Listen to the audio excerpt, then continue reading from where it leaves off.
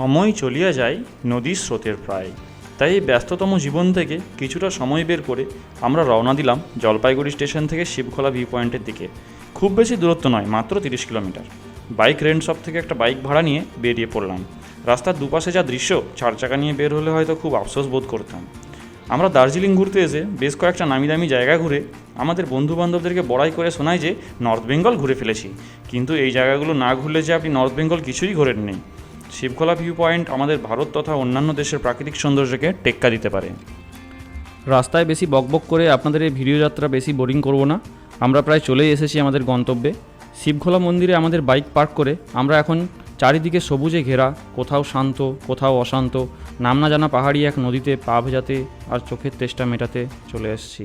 এই প্রাকৃতিক সৌন্দর্যকে মুখের ভাষায় বর্ণনা করা খুব একটা সহজ কাজ নয়, তাই এর জন্য আমাদেরকে বাংলা সাহিত্যের সাহায্য নিতে হয়। কোনো এক বইয়ে কোনো এক কবির লেখা 4টি লাইন পড়েছিলাম। নদীর তীরে সবুজের ছোঁয়া, প্রকৃতির বুকে স্বর্গ যেন পাওয়া, সবুজ মাঠ আর নীল আকাশের ছায়া, প্রকৃতির কোলেতে যেন জীবনের মেলা। আমি পেশায় একজন পুলিশ, তাই ডিউটির জন্যই আমাকে পশ্চিমবঙ্গ তথা ভারতের বিভিন্ন জায়গায় যেতে হয় এবং সেখান থেকে সময় বের করে আশেপাশের সমস্ত জায়গা ঘুরে ফেলা আমার প্রচণ্ড শখ।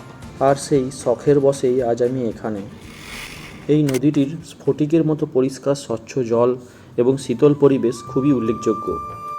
এই নদীর ধারে কিছুক্ষণ বসলে মনে হবে স্বর্গ যেন এখানেই।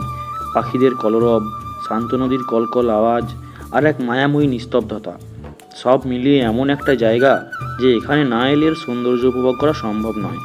যারা সবসময় মনের শান্তি খুঁজে বেড়ান তারা একবার হলেও এই নদীর ধারে আধ ঘন্টার জন্য হলেও বসুন। তারপর আমার ভিডিওতে এসে কমেন্ট করে বলবেন যে আমি সত্যি বলেছিলাম না মিথ্যা। এই জায়গার অভিজ্ঞতা জীবনে একবার হলেও নেওয়া উচিত।